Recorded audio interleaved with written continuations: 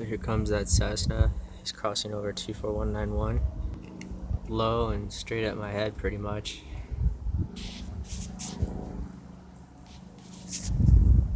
He's on his regular route.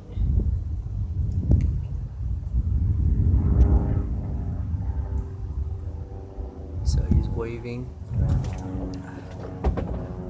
Tilt. Tilt. Sound doubler.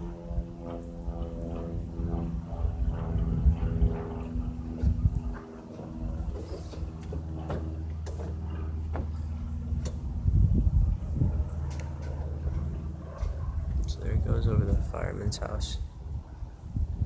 So he just did a sound Doppler because he's quiet now, but he's only like 100 feet past me. How would that even happen? If it was the same sound, it would still be loud. It wouldn't just be shut off like that. It's so stupid. So now he's doing tilts.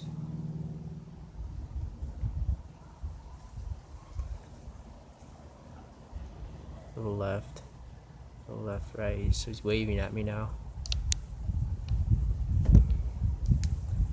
Can't even believe I thought the police helicopter was handled. Here he is.